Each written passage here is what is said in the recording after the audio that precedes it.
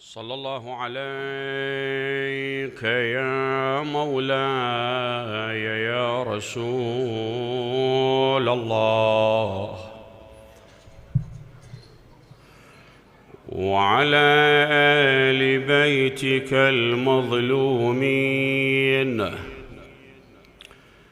فاز من اعتصم بحبلكم، وهدى الله من يخالفكم، ورزقنا شفاعتكم إنه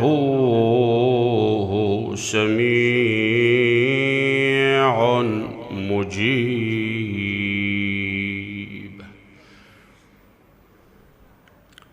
بشبه المصطفى جاءوا قتيلا إلى خيم النساء فعلى العويل. بشبه المصطفى جاءوا قتيلا إلى خيم النساء فعلى العويل.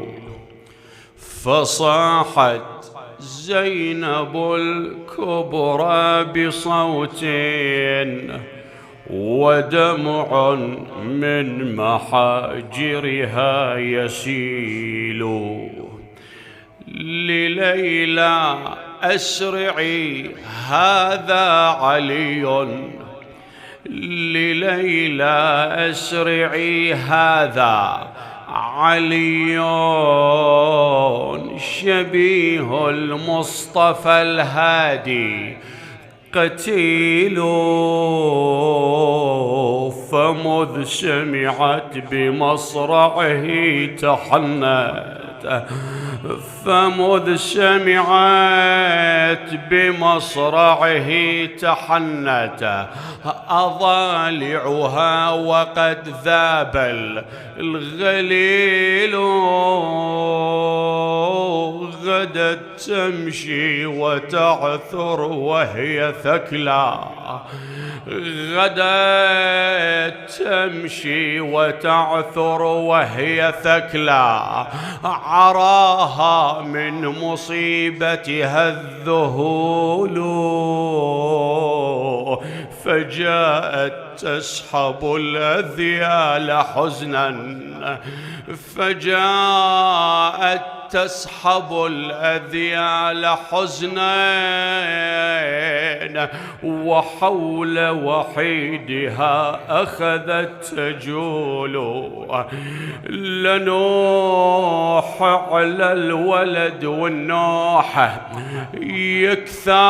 يكثار حسرا بالقلب كل ساعتك بار. شبيه المصطفى مو هذا الأكبار، جسم على الثرى طاح وتوذر. على الراح على الراح أطق الراحة، أطق راح بحزنها يجي عمي، أطق راح بحزنها يجه. على الراح على الراح أتلوى ويحن قلبي، عمي أتلوى ويحن قلبي. على الراح على الراح صاح حسين يا زينب، عمي صاح حسين يا زينب. علي راح علي راح وهوت ليلة بحزنها على الوطية. هوت ليلة بحزنها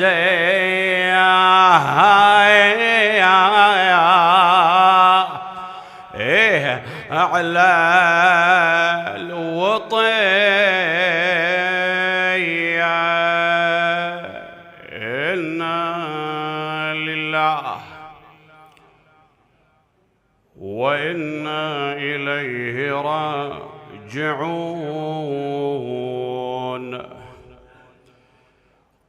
قال سيد الشهداء الحسين صلوات الله وسلامه عليه عندما برز ولده الأكبر: اللهم اشهد على هؤلاء القوم فلقد برز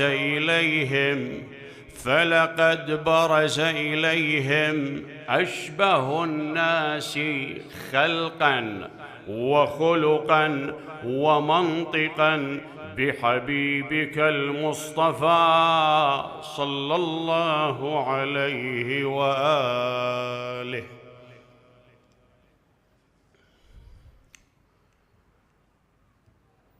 الباحث المتأمل أو الكاتب المحقق الذي يريد أن يكتب عن شخصية من الشخصيات اللامعة الدينية الإسلامية فيأتي إلى كتب التاريخ، كتب تاريخنا الإسلامي، يبحث يطالع، ومن أثر البحث والمطالعة والمتابعة يصل إلى مجموعة من المعلومات، يصل إلى مجموعة من الأحاديث والروايات المتعلقة بفضائل ومناقب تلك الشخصية، وبعد ذلك يكتب عنها. ولكن إخواني، من الغريب جدا عندما نبحث عن سيرة حياة مجموعة كبيرة من الشخصيات الدينية اللامعة الإسلامية، نرى أن هذه الشخصيات لم تكن لها الحصة المناسبة التي تنسجم مع ما قدموه من أجل الرسالة ومن أجل حفظها مع ما ورد في كتب التاريخ. لا ينسجم، لا يتفق ما ورد في كتب تاريخنا الإسلامي ومع ما قدموه من بذل، من عطاء، من أثر تلك الوقفة التي وقفوها إلى جانب النبي أو إلى جانب أئمة أهل البيت صلوات الله وسلامه عليهم أجمعين. إخواني، هناك مجموعة من الناس، هناك مجموعة من الأبطال الصفوة النيرة قدموا ما قدموا، بذلوا ما بذلوا، تحملوا ما تحملوا في وقفتهم إلى جانب النبي أو إلى جانب أئمة أهل البيت كما بينا، من أجل إعلاء كلمة لا إله إلا الله ومن أجل حفظ الرسالة الإسلامية. أوليس هؤلاء لهم علينا حق؟ لهم حق علينا ولا ما لهم؟ كل ما وصل إلينا إخواني وأعزائي هو ببركة جهودهم، ببركة أقلامهم، وببركة ألسنتهم الراوية التي كانت تروي مناقب، فضائل، وتتحدث عن سيرة أئمة أهل البيت صلوات الله وسلامه عليهم أجمعين. ولكن كما بينا إخواني، من رغم العطاء، من رغم التضحيات المتواصلة، عندما نتأمل في مضمون كتب تاريخنا الإسلامي نشوف بس لو ماكو، وإذا يوجد على كل حال مجموعة من الأحاديث والروايات أو عن سيرتهم، عن سلوكهم، عن إنجازاتهم ما ورد، فهو القليل أو القلة إن صح التعبير. ولكن إخواني وأعزائي، بالمناسبة من باب المثال أصحاب الإجماع اللي هم 18 واحد، يكفيك هذا النبأ عن إمامنا الصادق صلوات الله وسلامه عليه. شي يقول عنهم عن أصحاب الإجماع؟ لولا هؤلاء لانقطعت آثار النبوة واندرست. لولا هؤلاء لانقطعت آثار النبوة واندرست. من هم ذولا؟ 18 واحد إخواني: جميل الدراج، محمد ابن مسلم، معاوية البجلي، وعلى هذه الأسماء اللامعة. من الذي على كل حال إخواني عمدة الشيعة وخصوصا الشباب يعني ماكو حرص حتى التعرف على أسماء هؤلاء، ماكو ولا حرص تواصل من أجل التعرف حتى على أسمائهم بغض النظر عن إنجازاتهم. جفا لو مو جفا على كل حال. ولكن إخواني نحن نتحدث عن مظلومية أتباع وأصحاب النبي أو أئمة أهل البيت، وفي بعض الأحيان في غفلة عن مظلومية أئمتنا، في بعض الأحيان في غفلة عن مظلومية أئمتنا. إخواني اقرأ في كتب التاريخ خصوصا المدرسة المخالفة بغض النظر عن مسألة الإمامة والخلافة، بغض النظر عن مسألة الإمامة والخلافة، عندما تذهب وتقرأ في كتبهم ترى هناك مجموعة كبيرة وكثيرة من الأحاديث والروايات المروية عن من؟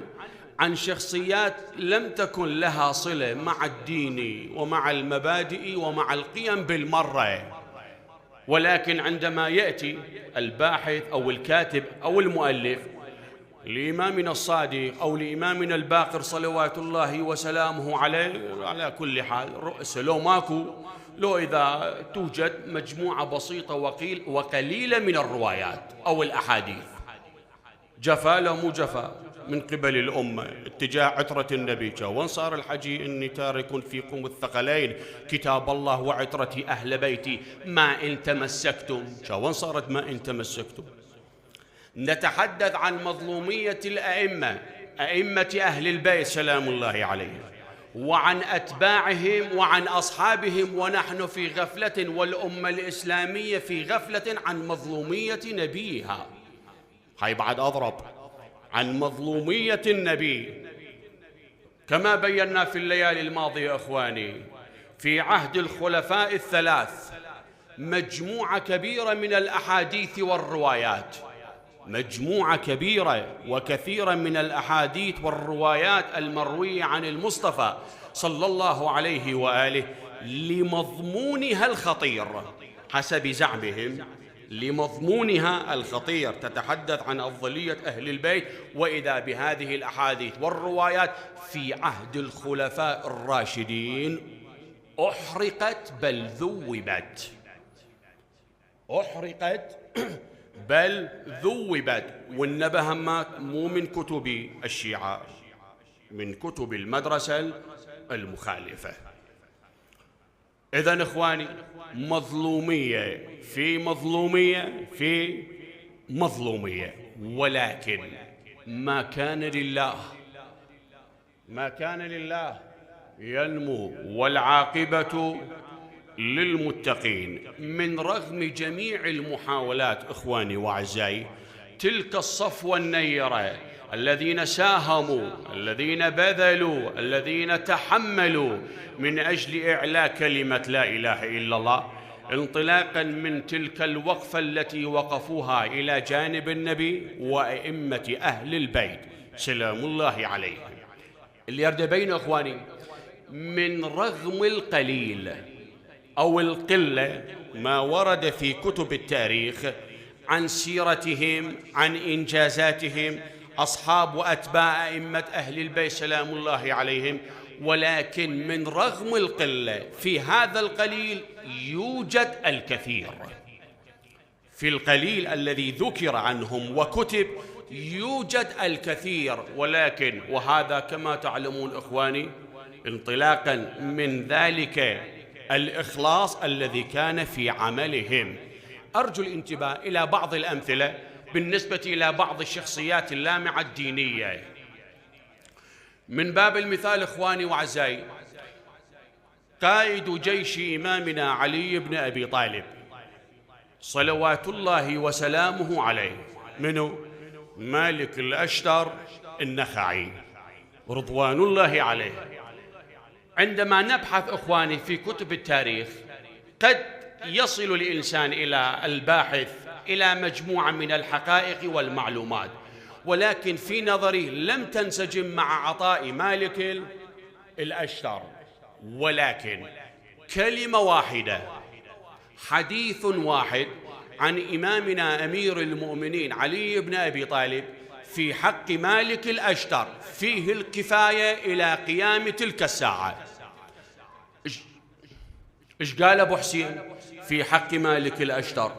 قال عليه السلام: رحم الله مالكا، رحم الله مالكا، لقد كان لي كما كنت لرسول الله. رحم الله مالكا، لقد كان لي كما كنت لرسول الله. هاي الحكاية بوحدها تكفي لو ما تكفي؟ خلي المدرسة ليه يكتبون، ليه يحجون، يغضون النظر عن إنجازات مالك. أوليس في هذه الكلمة لإمامنا علي بن أبي طالب الكفاية، فيها الكفاية. هذا أولا. ثانيا إخواني، الرجل الغريب بالنسبة إلى البعض وهو سلمان الفارسي. الرجل الغريب بالنسبة إلى البعض باعتباره مو عربي، سلمان الفارسي، بل سلمان المحمدي.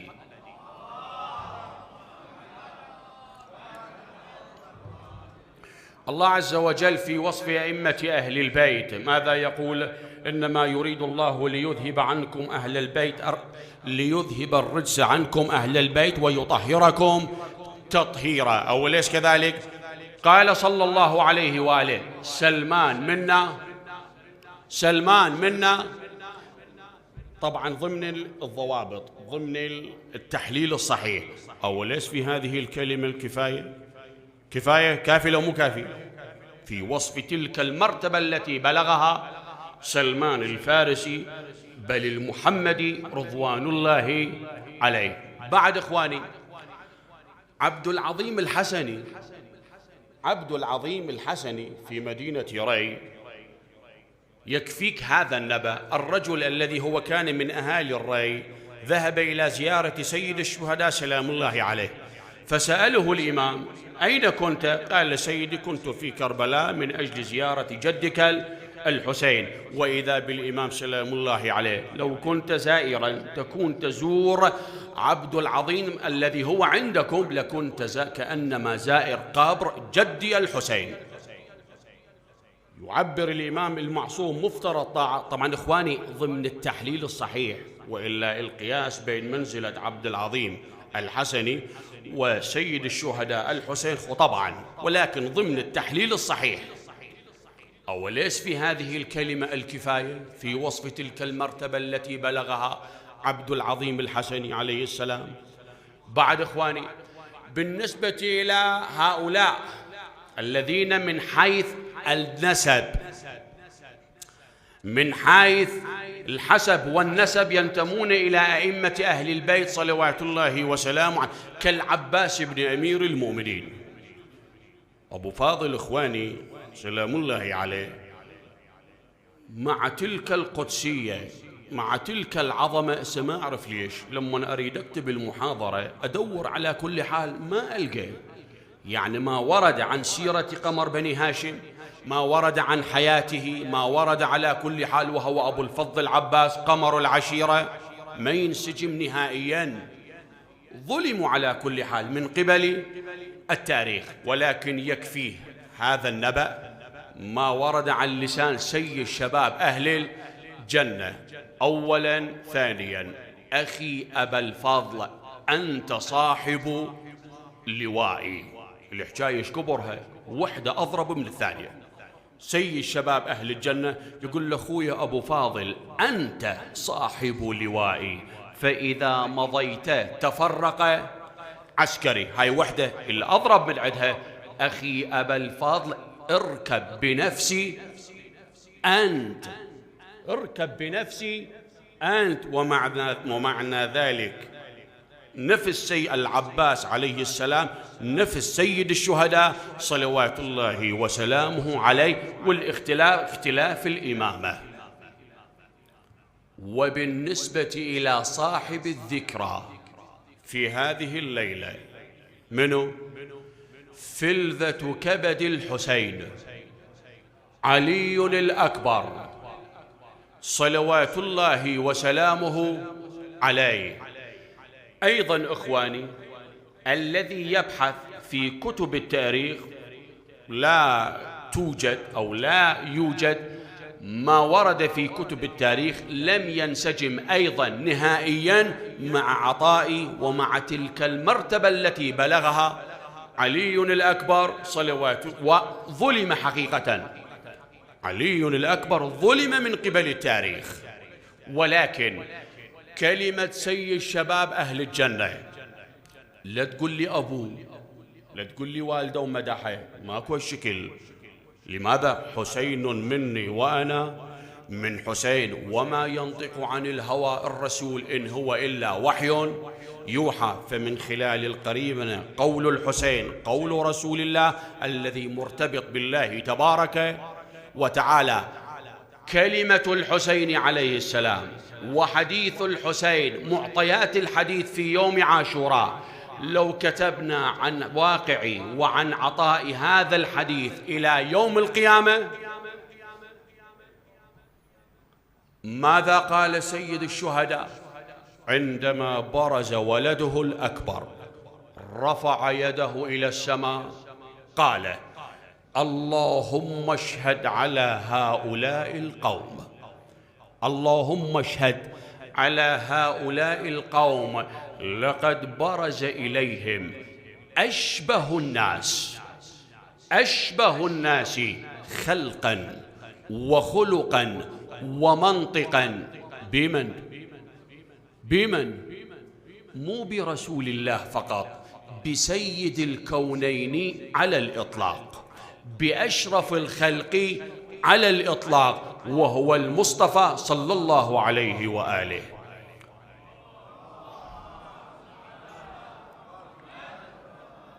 علي الأكبر يستاهل الأعلى.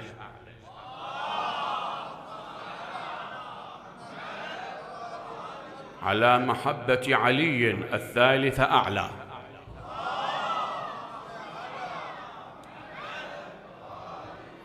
اللهم اشهد على هؤلاء القوم، لقد برز إليهم أشبه الناس خلقا وخلقا ومنطقا بحبيبك المصطفى صلى الله عليه وآله. إخواني، أوليس في حديث سيد الشهداء الكفاية؟ كافي لو مو كافي؟ وكما تعلمون علي الأكبر مو إمام ولا نبي، مو شكل، لا إمام ولا نبي، أشبه الناس خلقا وخلقا ومنطقا برسول الله صلى الله عليه وآله. انطلاقا من هذا البيان نأتي إلى بحثنا وموضوعنا أولا. ثانيا، إخواني وأعزائي، انطلاقا من كلمة سيد الشهداء صلوات الله وسلامه عليه، هناك بعض الدروس والمعطيات ينبغي الالتفات إليها. أولا إخواني وأعزائي، يظهر وقطعا إن علي الأكبر سلام الله عليه محل نظر إن صح التعبير من قبل الله عز وجل. كيف وبأي معنى؟ أشبه الناس خلقا وخلقا ومنطقا. وحدة إخواني، كما تعلمون الصلة بين علي الأكبر وجده المصطفى مو صلة قريبة، ابن بنت النبي صلى الله عليه وآله، يعني المسافة نوعا ما تقدر تقول بعيدة. ثانيا، من جهة الجدة مو من جهة الجد، يعني ابن بنت، مو ابن النبي صلى الله عليه وآله. من رغم هذا إخواني، الله عز وجل اختار عليا من جميع بني هاشم اختار علي الأكبر من جميع بني هاشم وهو لا إمام ولا نبي أن يكون أشبه الناس خلقا وخلقا ومنطقا بجده المصطفى. محل نظر لو مو محل نظر علي الأكبر. هذا أروع دليل من قبل المولى تبارك وتعالى. هذا أولا. ثانيا إخواني وعمدة البحث، يسأل السائل ويقول إذا كان الأمر كما تقولون أنتم الشيعة إن عليا الأكبر أشبه الناس خلقا وخلقا ومنطقا برسول الله، إذن أين هو الحسين وباقي أئمة أهل البيت عن خلق إن صحت كيفية الخلق وخلق ومنطق رسول الله؟ أوليس هذا دليل أن علي الأكبر أفضل من أبيه الحسين؟ أنت قاعد تقول أشبه، قال سيد الشهداء علي أشبه الناس خلقا وخلقا ومنطقا. بمن؟ بالنبي صلى الله عليه وآله. إذا كان الأمر كذلك إذن أين الحسين؟ أين مقام سيد الشهداء وباقي أئمة أهل البيت؟ أين علي بن أبي طالب سلام الله عليه؟ أرجو الانتباه، نقطة في غاية الأهمية ينبغي الالتفات إليها، وهي إخواني وأعزائي كلمة أشبه أي أقرب. أرجو الانتباه، أشبه أي أقرب، ومعنى ذلك مو تطبيق النسبة بأكملها 100%. كيف وبأي معنى؟ ثلاث شخصيات. الشخصية الأولى نالت من النسبة 70%، الشخصية الثانية نالت من النسبة 80%، والشخصية الثالثة نالت من النسبة 90%. من هذه الشخصيات الثلاث من هو أشبه إلى النبي؟ من هو الذي أشبه؟ الشخصية الثالثة اللي هو نال نسبة 90%، ولكن 90 مقصود 100%. هذا أشبه أي أقرب. علي الأكبر منقبة، فضيلة، ولكن ضمن التحليل الصحيح علي الأكبر أشبه الناس أي أقرب الناس، نال أعلى نسبة الشبه إن صح التعبير مع جده المصطفى صلى الله عليه وآله. وبالمناسبة إخواني الفضيلة الأولى أشبه الناس خلقا، هذا الشبه إخواني أنه لا بأس، فضيلة أن الإنسان يوجد رجل أو إنسان أو شاب له هذه الميزة عندما تنظر إلى وجهه بمثابة النظر إلى وجه النبي صلى الله عليه وآله، لا بأس. ولكن الفضيلة في المورد الثاني والثالث خلقا ومنطقا أكثر. كيف وبأي معنى؟ كثير من الناس إخواني من الشباب تعاينه تشوفه على قولة اللي يقول صورة وصوت مع أبيه أو مع جده، يعني الشبه الموجود بين الولد والوالد على قولة اللي يقول صورة وصوت، ولكن من جهة الخلق من جهة المنطق مسافة جدا بعيدة. الولد يشبه الأبو من حيث الأندام والشكل الملامح والشمائل، ولكن من حيث الخلق شو ما عنده أخلاق، من حيث المنطق شو هذا ما يتحاكى من الممكن إخواني. ولكن بالنسبة إلى علي الأكبر اللي بينت الأمثال تضرب ولا تقاس، وجه علي يذكرنا بوجه النبي قطعا فضيلة، ولكن الأفضل إخواني المورد الثاني والثالث أشبه الناس خلقا ومنطقا بجده المصطفى صلى الله عليه وآله. البحث متواصل. يسأل السائل علي خلقا يا بعوفا، خلقا مو لازم، خلقا ومنطقا شلون؟ إذن أين سيد الشهداء وأين باقي أئمة أهل البيت؟ بينا أخواني علي الأكبر أشبه أي أقرب، يعني نال أقرب النسبة.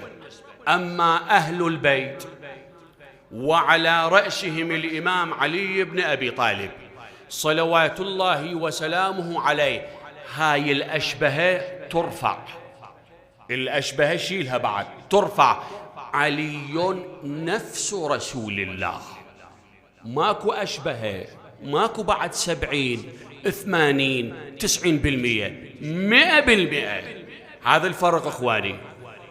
علي نفس رسول الله، والاختلاف إلا النبوة. إي وياك، الاختلاف إلا النبوة. وكذلك باقي أئمة أهل البيت، ومن ضمنهم الحسين سلام الله عليه. بس شنو الدليل؟ شنو الدليل؟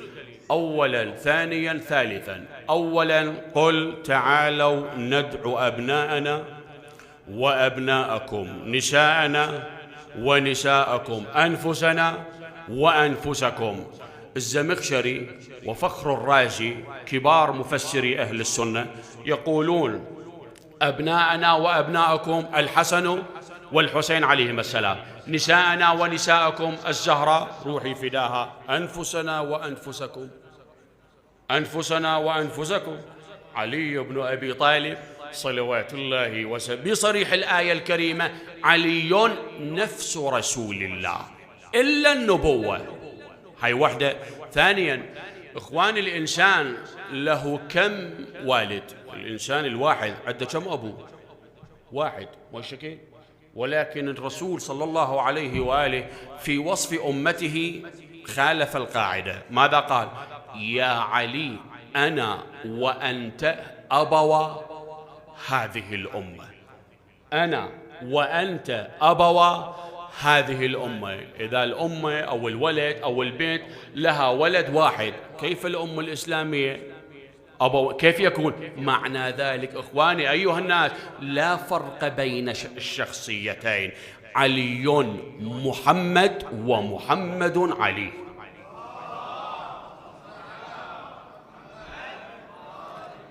إلا النبوة، أأكد لك، إلا النبوة. هذا ثانيا.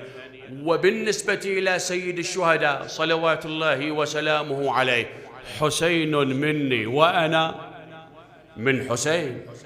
لا، انطلاقا من البيان المتقدم في الليلتين الأولى من شهر محرم بينا إخواني حسين مني وأنا من حسين، أي الإمامة من النبوة وبقاء النبوة من صلب الإمامة. إذن انطلاقا من البيان الحسين نفس النبي ورسول الله نفس الحسيني إلا النبوة.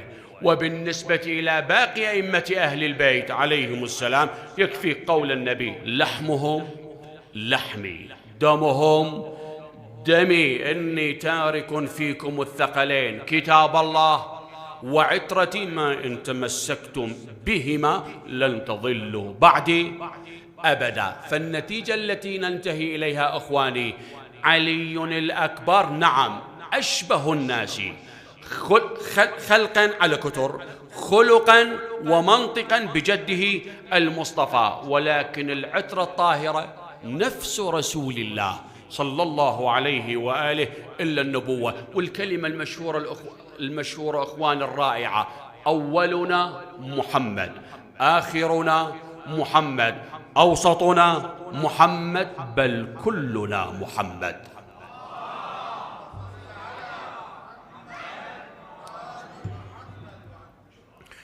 في هذا البيان وهذا التحليل، هذا اللي بينته هو تقليل من شأن علي؟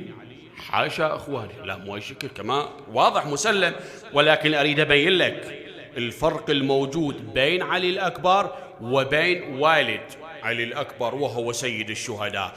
علي الأكبر يكفيه فخرا مجدا شرفا أن يكون أشبه الناس إخواني على الإطلاق، ترى ما عدا أئمة أهل البيت سلام الله عليهم، خلقا وخلقا ومنطقا بجده المصطفى صلى الله عليه وآله. وللحديث تتمة. تعرفون معزة علي الأكبر عند الحسين ايش كثر؟ معزة علي الأكبر سلام الله عليه في قلب الحسين. شي يقول الراوي؟ أيضا هناك إخواني نقطة ينبغي الالتفات إليها، بعد استشهاد جميع أصحاب الحسين أول شهيد من أهل بيته من هو؟ أول شهيد من أهل بيت الحسين من هو؟ علي الأكبر سلام الله عليه. لماذا أخواني؟ حتى لا تأتي الأقلام المأجورة والأفواه المسمومة تكتب أن الحسين كان متمسكا بولده أو بأولاده وخلاهم بالأخير، وإنما جعل أول ضحية من أهل بيته صلوات الله وسلامه عليهم أجمعين ولده الأكبر. شي يقول الراوي؟ عندما خرج علي الأكبر صلوات الله وسلامه عليه وقف بين يدي سيد الشهداء، يقول الراوي وإذا بالحسين انفجر بالبكاء والنحيب.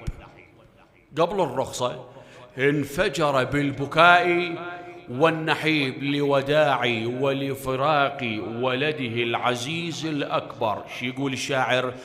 أويلي من تلاقوا عندي الوداع، أويلي من تلاقوا عندي الوداع، مشابق طول لما هووا، أويلي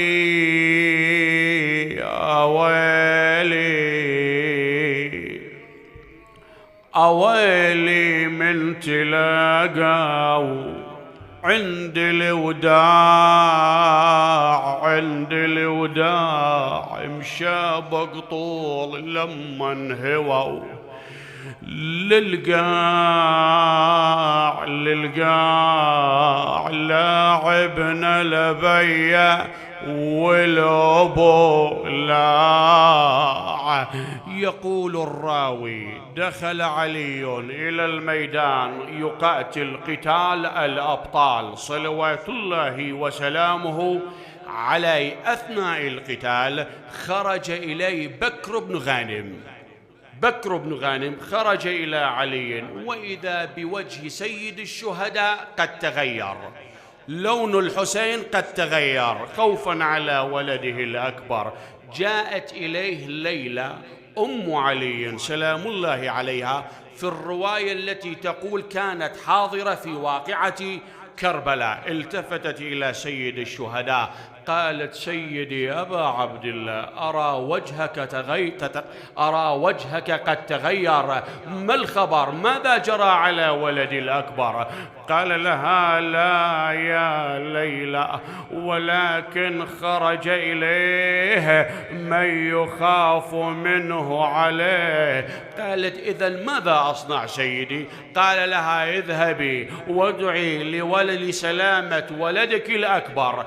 جاءت ليلى سلام الله عليها، دخلت الخيمة وبلسان الحال رفعت يدها: إلهي بغربة أبي عبد الله، إلهي بعطش سيد الشهداء، نخيتك نخيتك نخوة يا رب البرية، أمشي عليك حماي الحمية، أمشي عليك حماي الحمية، ولوعة طبرته وضلع الزكية، يا من رجعت يوسف لبيا لبيا، أريد ترجع وليدي علي.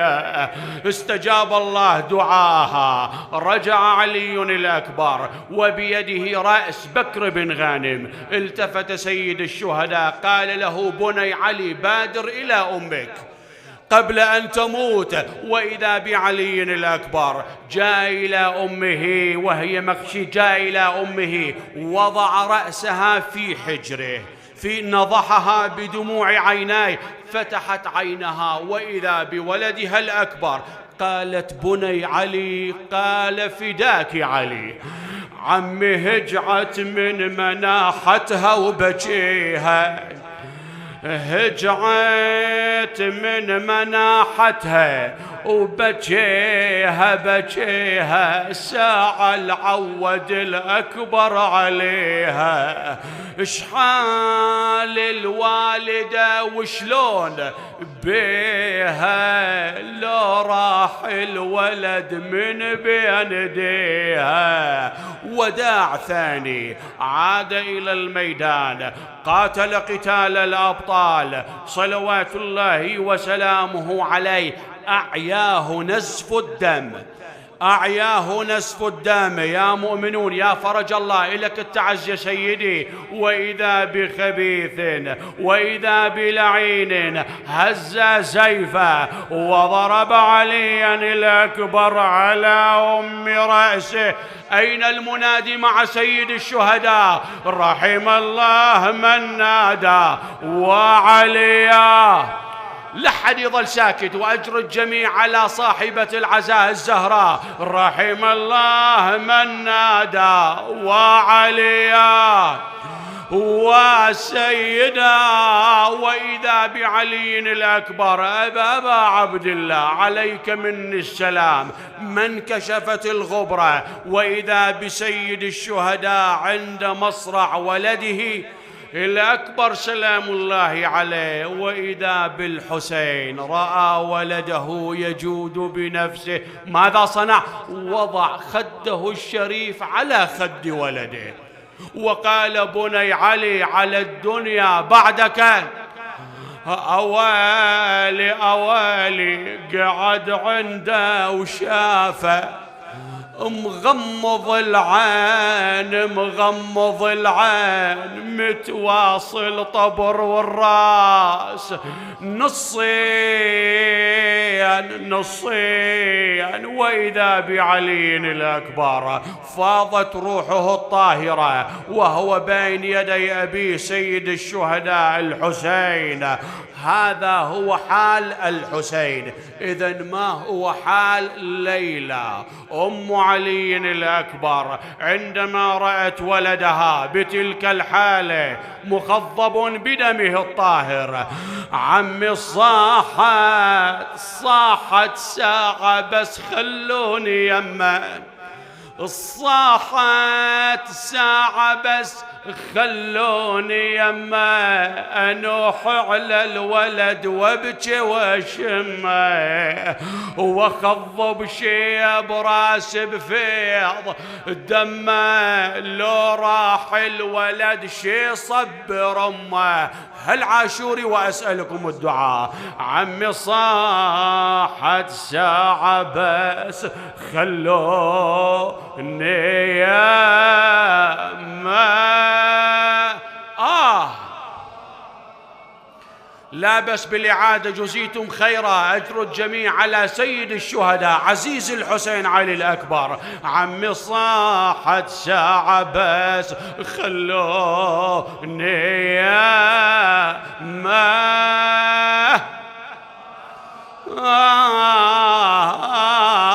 أنوح على الولد وابكي واشمه يابا وخلب شيب راس بفيض دمه.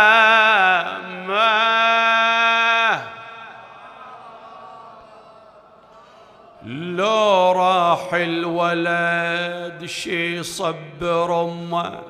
يا الله.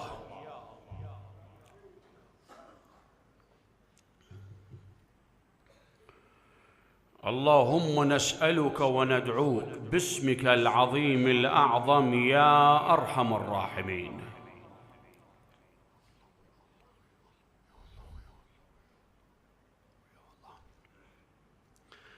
سبب من الأسباب لقضاء الحوائج هو هذا القسم.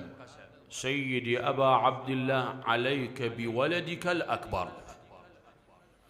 الآية الكريمة إخواني أصحاب حوائج شفاء مرضى عند العافية بحق عزيز الحسين. شفاء مرضى أصحاب حوائج. الآية الكريمة باسم علي الأكبر 5 مرات جزيتم خيرا. بسم الله الرحمن الرحيم. أما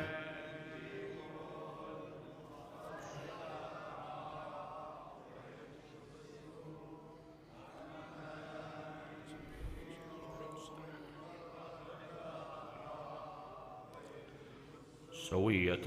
أمن يجيب المضطر إذا دعاه